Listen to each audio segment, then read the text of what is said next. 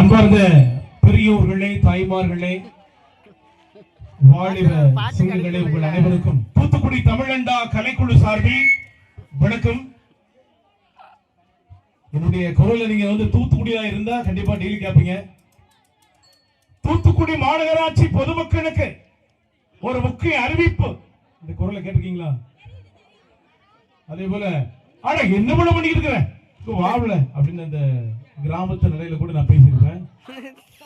முழுக்க முழுக்க பாரம்பரிய கலைகளை, பாரம்பரிய உணவுகளை, பாரம்பரிய மருத்துவத்தை நாங்கள் சுமந்து கொண்டிருக்கின்றோம். நான் இதுக்காகவே முதுநிலை பட்டம், எம்ஏ பட்டம், நாட்டார் வழக்கத்தில் நாட்டுப்புறவில் படிச்சிருக்கிறேன். நம்ம 1995 இருந்தே நம்ம இந்த பயணத்தில் தான் இருக்கோம். பத்திரிகை துறையில் நான் ரிப்போர்ட்டரா 18 வருஷம் இருக்கிறேன். இருந்தாலும் பாரம்பரிய கலைகள், பாரம்பரிய உணவுகள், பாரம்பரிய மருத்துவம் மூன்றும் கீழ் நிலைக்கு சென்று கொண்டிருக்கிறது. அவற்றை மேல் நோக்கி கொண்டு வருவதற்கான வேலைகளை நாங்கள் செய்து கொண்டிருக்கின்றோம். தயவு கூர்ந்து உண்மையில எங்களுக்கு மகிழ்ச்சியா இருக்கு.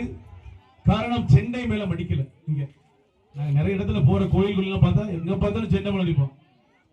நான் தான் சொல்லுவேன், மலையாளிக்கு பிறந்திருந்தால் செண்டை மேளம் அடிக்கலாம், தமிழனுக்கு பிறந்திருந்தால் தமிழர் பாரம்பரிய கலைகளை தான் பறைசாற்றுவான் என்று உறக்க சொல்லுவேன். சொல்லிக் கொண்டிருக்கிறேன்.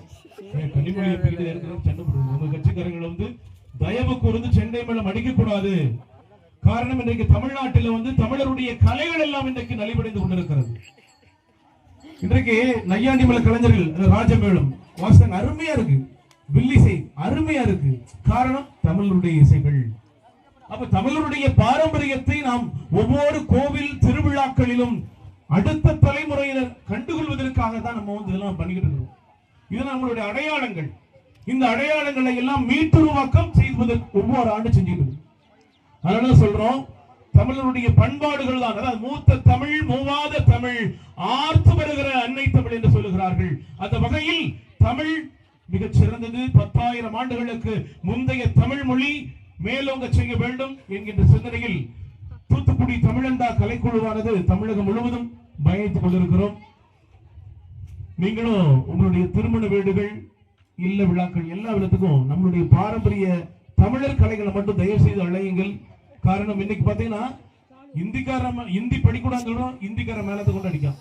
பாத்துருக்கீங்களா? பெரியது நாசிக் டோல் பேரு. ஹார்ட் பேஷண்ட்ல செத்து போயிடும் அவன் அடிக்கிற அடியை பார்த்து. அப்ப நம்ம தமிழருடைய ஒவ்வொரு கலைகள் பாருங்க. நீங்க செண்டை மேளம் அடிக்கிறீங்க, அந்த கேட்குது ஒரு மாதிரி இருக்கும். ஆனா ராஜ மேளத்தை கேட்கறதுக்கு தூண்டிக்கிட்டே இருக்கும். அடுத்த பாட்டு. வில்லிசை பாருங்க, அழகா இருக்கு, அழகா கேட்க தோணும். ஆனால் நீங்க மலையாளத்தினுடைய செண்டை மேளமும் சரி, இந்திக்காரனுடைய நாசிக் டோலும் சரி, நம்முடைய பண்பாடுகளை அளிக்கிறது என்பதை இந்த அருமையான கோவில் விழாவில் சொல்ல கடமைப்பட்டிருக்கிறேன். உங்களுக்கு எல்லாம் என்னுடைய வாழ்த்துக்கள், கோவில் கொடை விழா வாழ்த்துக்கள். மேலும் மேலும் சிறப்பாக செய்யுங்கள். செண்டை மேளத்தை தயவு செய்து உங்களுடைய இல்ல விழாக்களிலும் கோவில் கொடை விழாக்களிலும் பயன்படுத்தாதீர்கள் என்று கூறிக்கொண்டு விடைபெறுகிறேன். நன்றி, வணக்கம்.